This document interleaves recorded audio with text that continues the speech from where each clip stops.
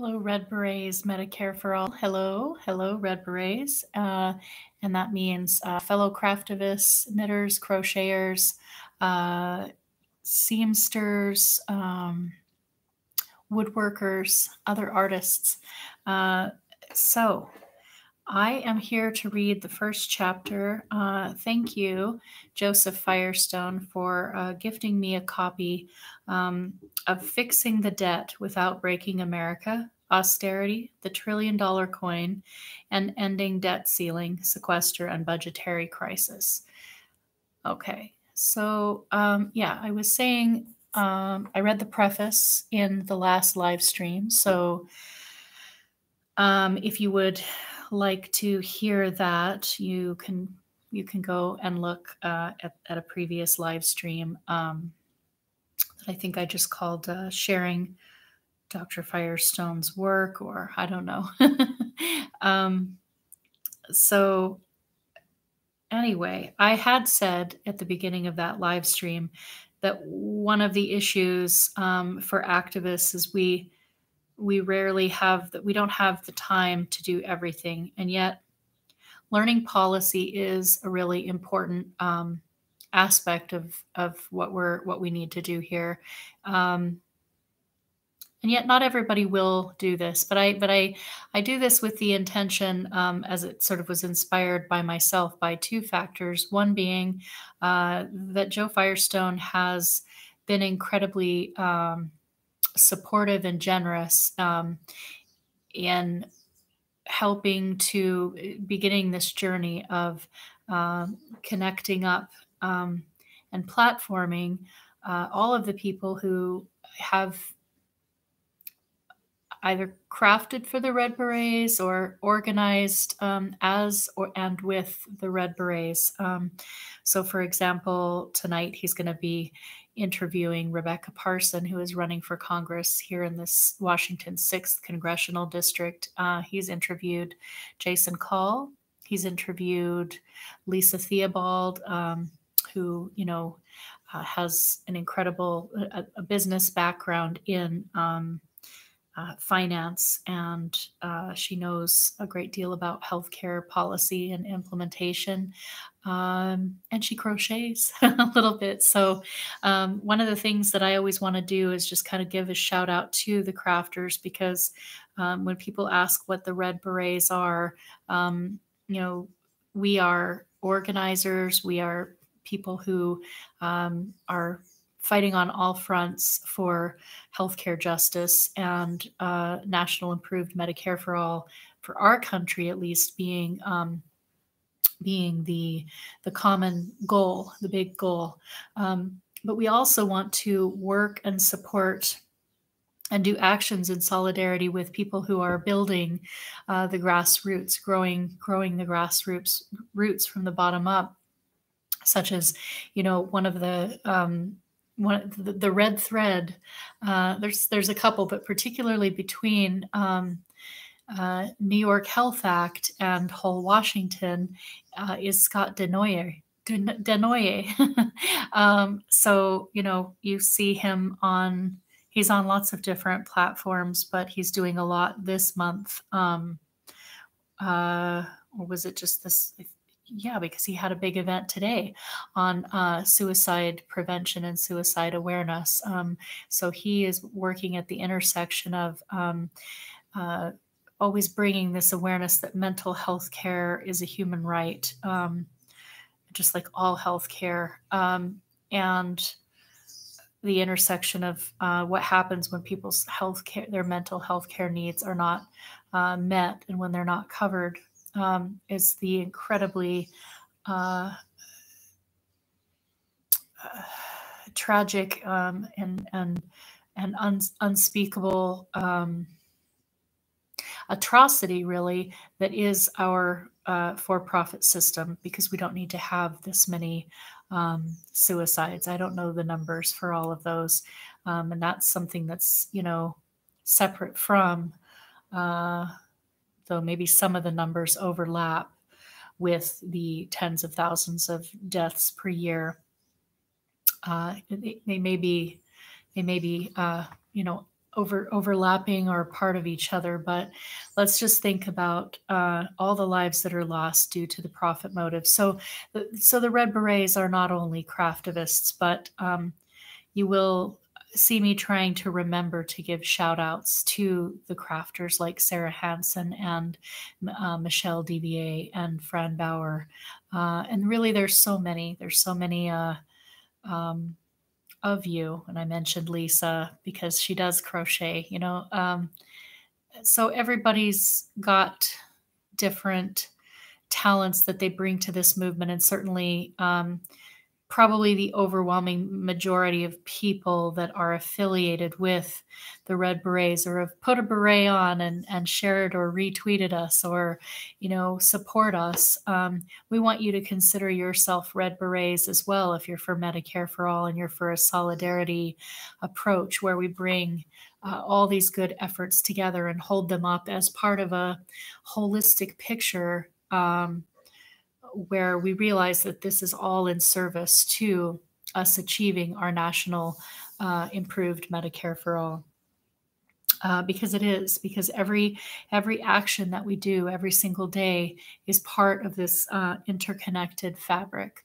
It's part of there's a quote that I use all the time by Lisa Theobald, and a long time back when we first started following each other on Twitter, she said, "Let's craft the fabric of our future." And I love that quote because that is really literally how I conceptualize the Medicare for All single payer movement, is that we are in fact creating this beautiful fiber, this fabric, and that we're all together in this. Think about this. Every stitch in this beret, this is crocheted, by the way, as is this beautiful snood that Sarah Hansen, craftivist and fellow Red Beret, Sarah Hansen created for me. Thank you, Sarah. And, just in this is kind of this I'm actually doing a rose. I'm going to do some roses and then felt them for Day of the Dead for our affiliate organized by March for Medicare for All, local organizers in San Francisco. But this right here has like 80 cast on stitches. And then we do about, I don't even remember what it is, 10 or 16. There's a big difference between 10 and 16. I do it by visual, and then it gets kind of like gathered and coiled. You kind of remove the stitches. It's a little bit different than a knitted project, but 80 is a good cast on for beret as well, right? And then there's always increases in that cast on. So you end up with like double that number, or maybe not quite. It depends on the pattern and how it's structured, but anywhere from, and it depends also the size of yarn that you're doing. Sometimes you have something that's more like 50 stitches or 75 stitches because you're using a bulkier thread. But I really kind of want you to see each of these stitches as either individual people, which of course there's way more people than there are stitches in this beret. But this might be how many people are like in our online community of people who consistently share things out to try to get this word out to the masses. Or we could look at each of these stitches as like, these are particular actions that are taken in a single day. Either way, whatever it is, if it's somebody over here or this action here, this stitch might be calling a rep, which of course we already know the representatives aren't listening. Okay, well then this action over here, or this group of stitches, or this headband right here is the upcoming action on Day of the Dead on October 30th, where we are going to be organizing and protesting outside Pelosi's office. And then, coming over here on the rim, or one of these rings in the middle, is going to be the action in Vancouver. I'm just giving you, I'm trying to help you conceptualize things in the strange way that I do, which is that I consider that all of these actions are constantly growing the grassroots from the bottom up and connecting us all in solidarity. So somebody that's, hear me in a second when I get to reading the first chapter of one of Joe's ebooks, that's an action. Just think about the time it took him to write that book. And the left, not even the left, I want to get out of that concept. The grassroots, the working class of this country, we have all these resources at the tips of our fingers, and we put actually activists an incredible amount of time into these different look at all the live streams people are doing and blogs that people write and letters to the editor, and then somebody like Ali Kong spends time pulling interview clips out of a strategy panel, and we have those that we can continue. These clips released by Kenny Ballantyne that are going to be in the upcoming healthcare justice documentary, healthcare.movie. These are all pieces. They are all actions. They are all stitches in this fabric, in this Medicare for All fabric that we are creating. We are co-creating together with each one of our actions. So let's look at everything that somebody has done and is doing today. Big things or small, people sharing a link, people sharing information, people teaching MMT, people out. We aren't gathering signatures for whole Washington right now, but that was suspended. But you take my point. Every action that we're doing today and tomorrow, there was another thing that I said a couple of years back where I said something like, it was back when it was HR 676, so it was a minute or two ago, the House bill for Medicare for All. But I said something like, ask yourself the question, is there an action that I can be doing today to move the needle towards passing HR 676 for National Improved Medicare for All? And what is that action? Can I move the needle today? So it was really a pleasure to see Lisa on Twitter this morning saying, look at you moving the needle this at 7 o'clock, this before 7 this morning, or whatever time it was. So let's really, we need to keep ourselves healthy and energized and hopeful and mobilized. We've all got different styles. We've all got different speeds. Shout out to Sharif Snuggs, who's on New York time. And he's right. Yeah, I will be a step behind him all the time because he's on hyperdrive with all of his organizing. But you see, all of our efforts that we're doing, they all add up. They all are drops in the pond. And yes, we kind of need to turn the faucet up. But let's appreciate each other, because we need every single person and all of their skill sets and all of their talents. Okay. All right. So let me hope I don't. So I already read the preface. All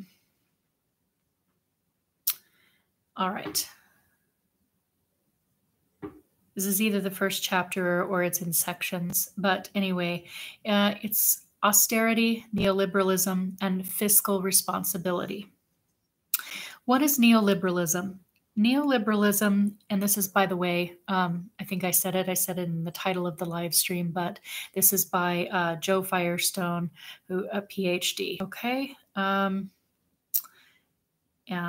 I'm just really, really grateful for him and his work in helping us to flesh out our fight on all fronts strategy, because that's what we're really doing, is like, how do we build a sustainable and bottom-up grassroots strategy towards achieving this, and we really do need to amplify the voices of people who have this depth of knowledge on things. Okay, so here we go. I'm not going to interrupt myself again. What is neoliberalism? Neoliberalism is an evolving ideological paradigm which can be traced back to the work of Hayek and von Mises. And I do apologize if if I'm pronounced anything incorrectly here. In the 1920s and even earlier than that. I won't, however, do a historical survey here of the various developments and nuances of this ideology. Instead, I'll just rely on the definitions and specifications of neoliberalism that seem to me to be the clearest statements of the current state of the paradigm. Let's begin with this contemporary definition and characterization by Thorson and Lai, 2007. Neoliberalism is, as we see it, a loosely demarcated set of political beliefs which most prominently and prototypically include the conviction that the only legitimate purpose of the state is to safeguard individual, especially commercial, liberty, as well as strong private property rights. This conviction usually issues, in turn, a belief that the state ought to be minimal or at least drastically reduced in strength and size, and that any transgression by the state beyond its sole legitimate purpose is unacceptable. Ibid. These beliefs would apply to the international level as well, where a state of free markets and free trade ought to be implemented as well. The only acceptable reason for regulating international trade is to safeguard the same kind of commercial liberty and the same kinds of strong property rights which ought to be realized on a national level. From Norberg, 2001, Friedman, 2006. Okay, so Thorson and Lai go on to say that neoliberalism holds the belief, quote, that freely adopted market mechanisms, end quote, are the best way to implement all exchanges of goods and services. Free markets and free trade will free creatively and entrepreneurial spirit which flow from spontaneous self-organization in society. They also result in, quote, more individual liberty and well-being and a more efficient allocation of resources, end quote. Also, neoliberalism holds that the good and virtuous person is one who can participate in markets and function well in them, including taking the risks inherent in markets, adapting to rapid changes in them, and being responsible for the decisions one freely makes in participating. Any inequalities and injustices that result from free markets are morally acceptable as long as they result from free decisions. Additionally, it is morally depraved to demand that the state should regulate the market or make any reparations to the unfortunate victims of its free operations, the losers in free economic transactions. A person who makes such demands is scarcely different from someone who favors totalitarianism.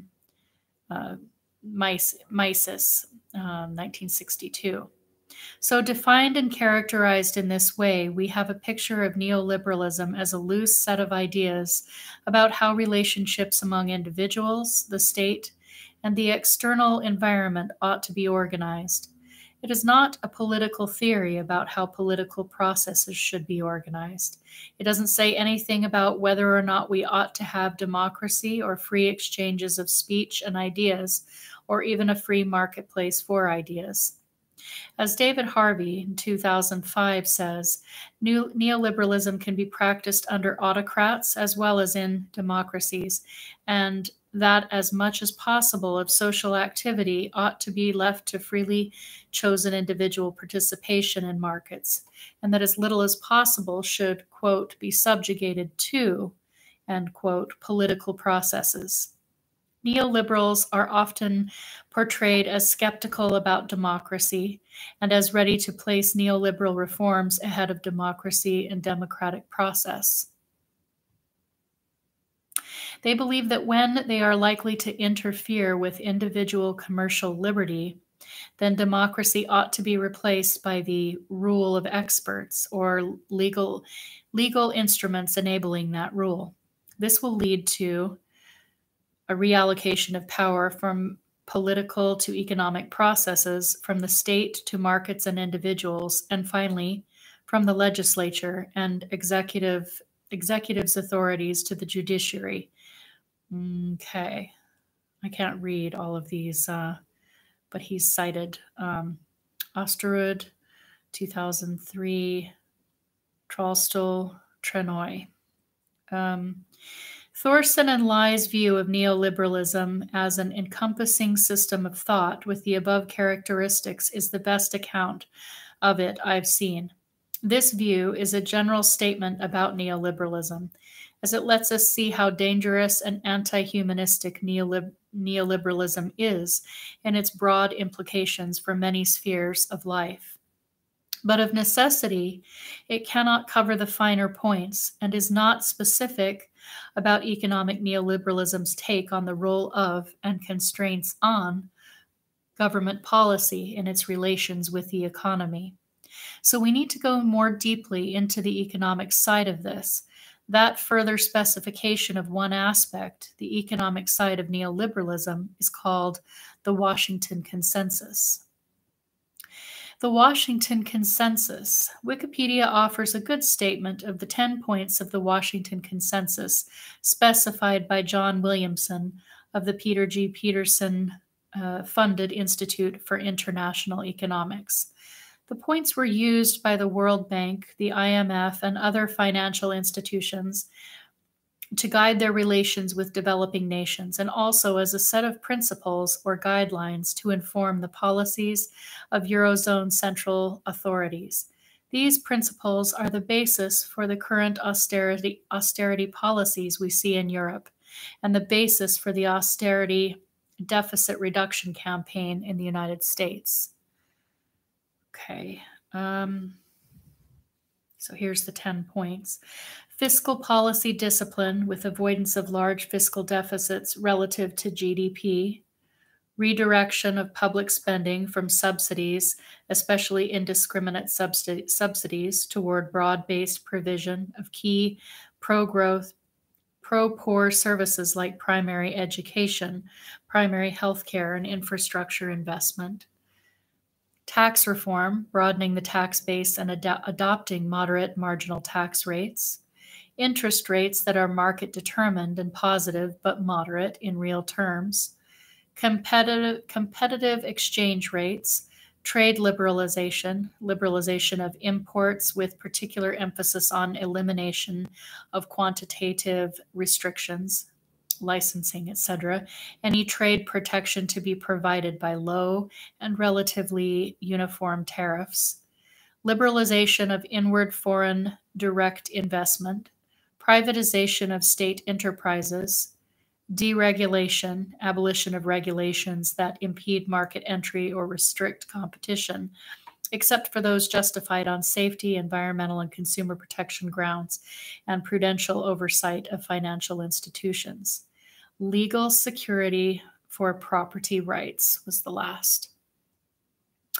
It is said by many that the Washington Consensus is dead now because of the crash of 2008 and events since then, but I think it is plain that its influence lives on in the thinking of people like Erskine Bowles.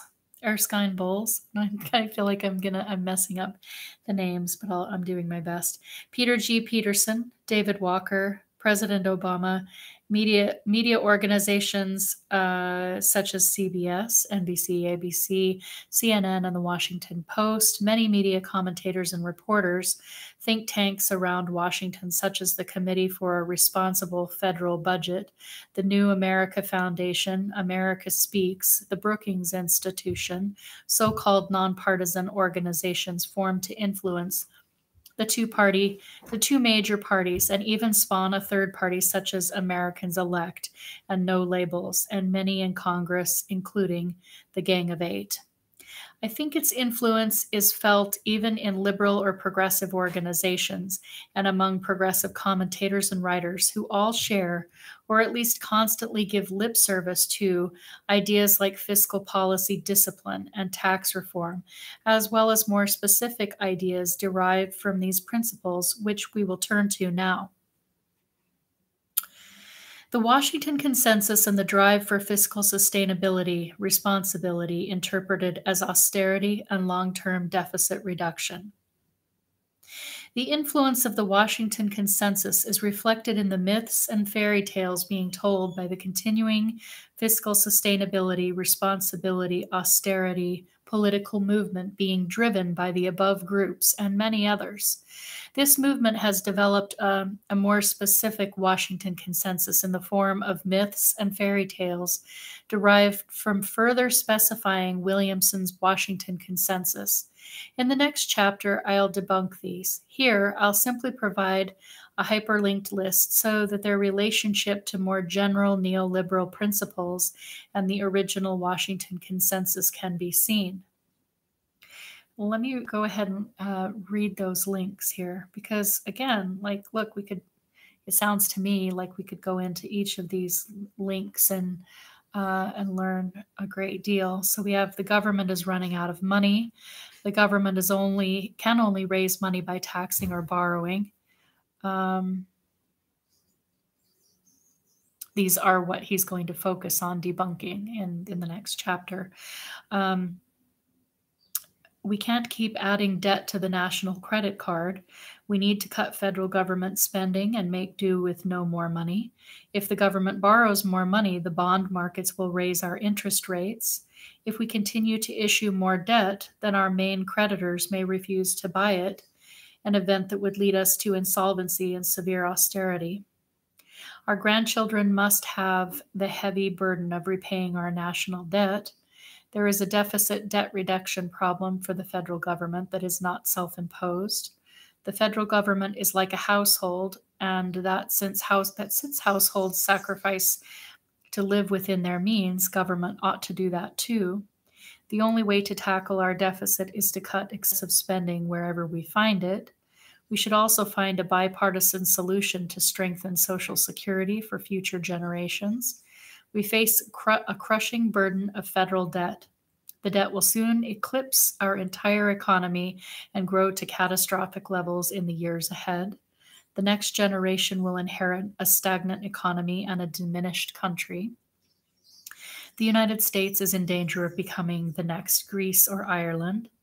Fiscal responsibility means stabilizing, then reducing the debt to GDP ratio and achieving a federal government surplus. Federal government austerity will create jobs. Let me look ahead here and see what we're talking here. To fix.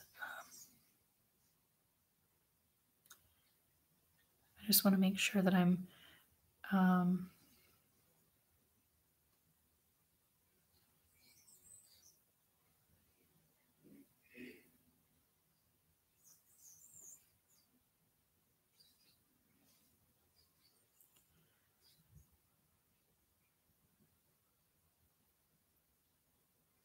maybe I want to finish reading this or read just a little bit further.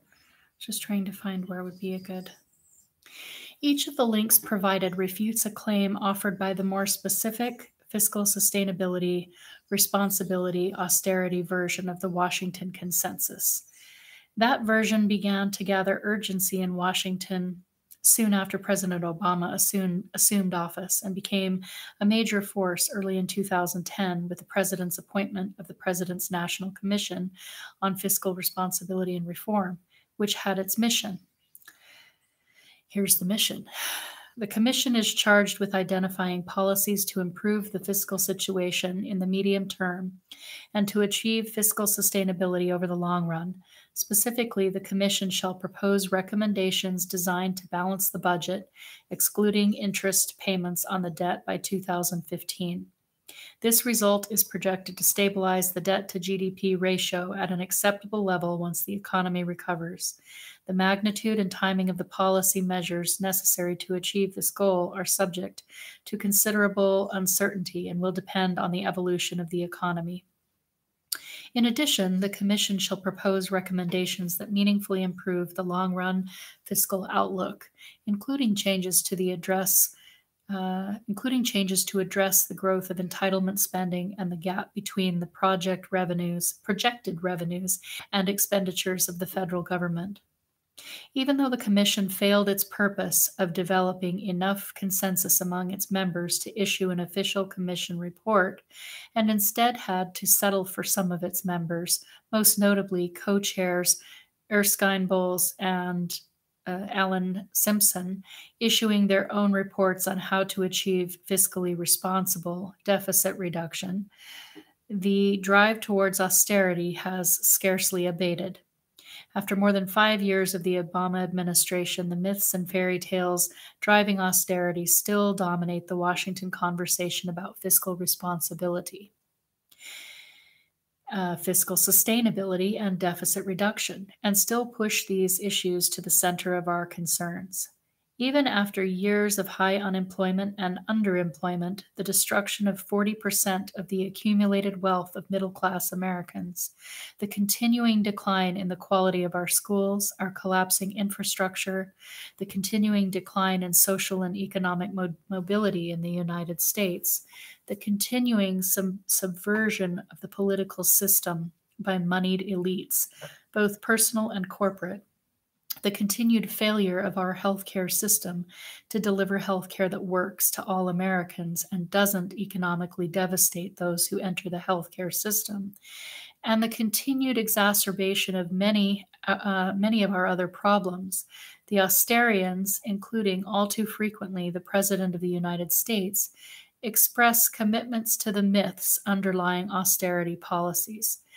They continue to push for deficit reduction policies, even though they have seen the results of these in the Eurozone, and now express belief that austerity policies will slow down an already fragile economy in the United States, in the short run at least. Why do the neoliberal partisans of austerity and long-term deficit reduction say that the fiscal responsibility problem is a more important problem than all of the others, or even a problem at all? Why do they prioritize fiscal discipline over everything else?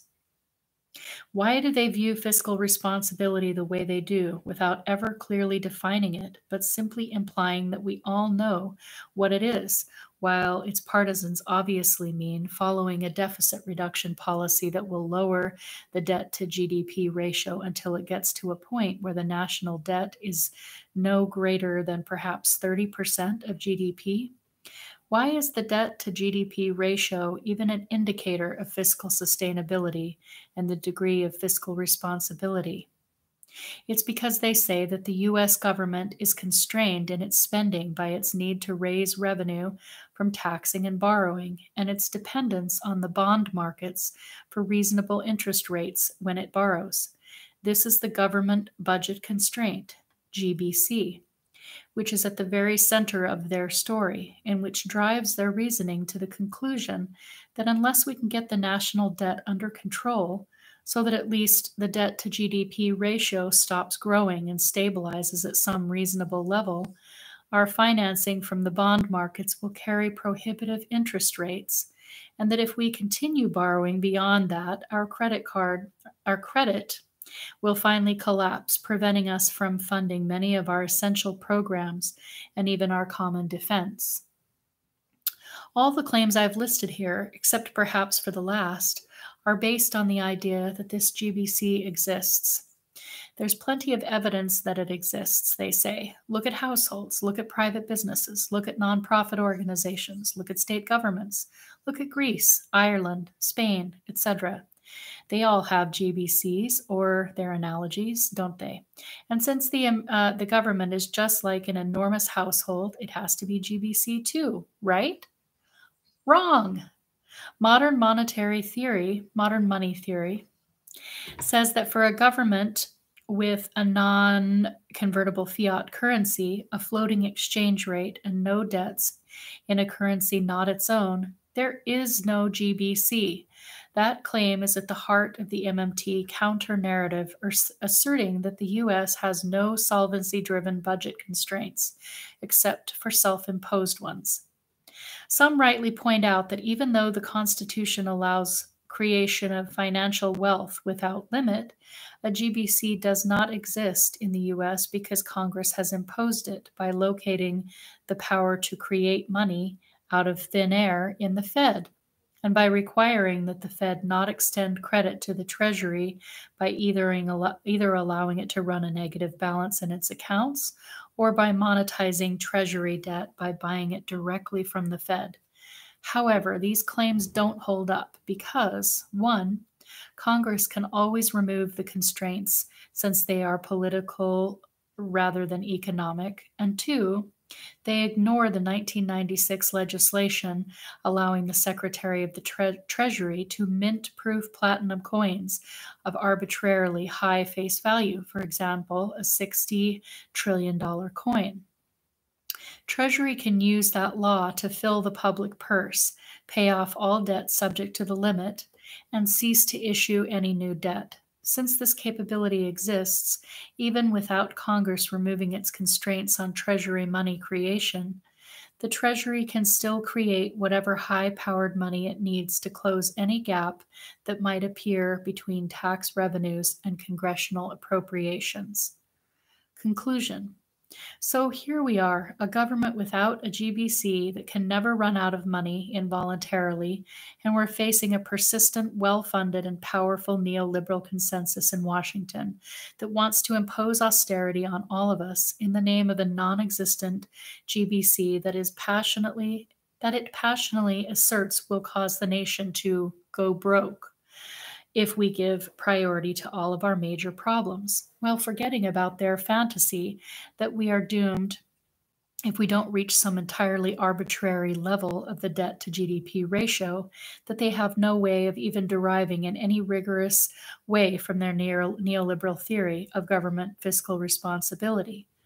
With increasingly grave warnings of doom, they try to make us believe that we are facing a national debt crisis that must be met with a bipartisan solution that will be impervious to the inevitable protests that will arise from most people when their solution causes suffering, as it inevitably will, since as MMT shows, deficit reduction and government surpluses in the presence of trade deficits and desires to save in the private sector will inevitably cause destruction of private sector financial assets.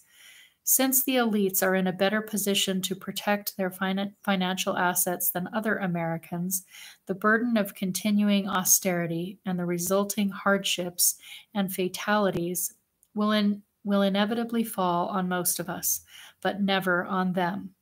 We will be sharing the sacrifices. They will be getting richer from their efforts in the international gambling casino and from seizing everyone else's property when austerity renders debtors unable to repay their debts.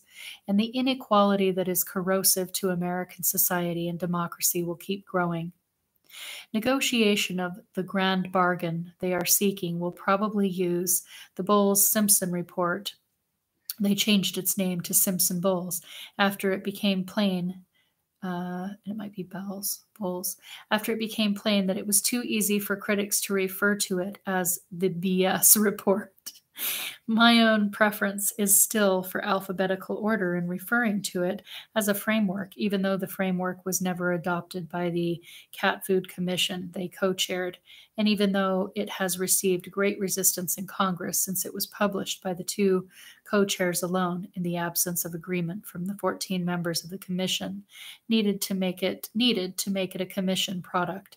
In any event, the main thrust of the Austerians' deficit hawks, that fiscal policy should focus on a long-term deficit reduction plan, cutting back the social safety net, is still very much alive politically in Washington, D.C., and another attempt to implement it is likely in Congress likely in Congress during the next few months as the United States works through its seemingly never-ending sequestration, budget, postponed debt ceiling crisis. Okay, and so the next, we're at 40 minutes, so I'm going to stop there. The next section that I will read the next time I go live will be the fix the debt narrative and counter narrative. Yeah, see, I want to read on, but I think it's best to kind of keep this in little chapters because 40 minutes is already something that someone might look at. And but let me think, really, to wrap this up and tie it in with knitting. If I was to listen to a chapter of that, that might be something I can do in between other appointments or things that I have to do in my day. And uninterrupted, if I set my phone far enough out of my reach and don't check in with Twitter notifications, I could probably cast on my beret and likely get through most or some of, maybe not all, depends on the ribbing. I could get through some of the headband. So that gives you kind of an idea of the time, that's required. And in a beret, somebody, it was a relative of mine one time a while back, asked me, why do you knit these? Or, why do you knit? Yeah, kind of, why do you knit these? Why do you knit clothing or these things in general, really? Because when you can just go out and buy them. And it's kind of like, for a lot of reasons. One, it is very gratifying. It feels really, it has a lot of therapeutic benefits, including it helps anxiety and helps with brain function and all kinds of things. And it's really gratifying to look at something that you've created and made with your own hands, and the art and the pursuit of crafting and creating things ourselves has largely been lost in our culture. And the value has been lost as well, because either it's, machine made, or it's made paying poverty or slave wages, in other countries. So somebody can go out and get a knitted hat or something for really, really cheap or inexpensive. And of course, we need it that way because we don't even make a living wage in this country. So who can afford to pay, a great deal of money for somebody's handcrafted work? You see what's wrong there? So we've lost the art of the craft and the honor of real labor and creativity. And we just don't value things in the same way. And so I think that dedicating depends on crochet or knitting or sewing. Either way, it's not a competition of what takes more time. It's the fact that a beret, even at its quickest, will take several hours, and this is intentional. It's honestly like this is a labor of love. That's what we refer to it as. Certainly not a vanity project. It's a symbol of solidarity, and it's really a symbol of honoring the working class and our labor, and putting our intention. It's a very intentional thing to do, to sit down and say, I'm going to create something that symbolizes achieving what all of us know we need to achieve. And it's also something that people, if they're otherly abled or if they have anxiety issues and they don't want to be out in a direct protest, they can create these from home, or they can go out and craft publicly. But it's something that needs to be, in my own view, revitalized as a very strong method of activism and protest and mobilization and unification. So thank you for listening to this first portion of Joe Firestone's book. Go back to the title page because I would like to read the title. Oh, why did that just skip back to there? Well, okay, so it's called Fixing the Debt Without Breaking America: Austerity, the $1 trillion Coin, and Ending the Debt Ceiling, Sequester, and Budgetary Crisis. And you can go and order a copy yourself if you'd like to, because sometimes I like to read aloud because it helps me to concentrate and take in the information a little bit better.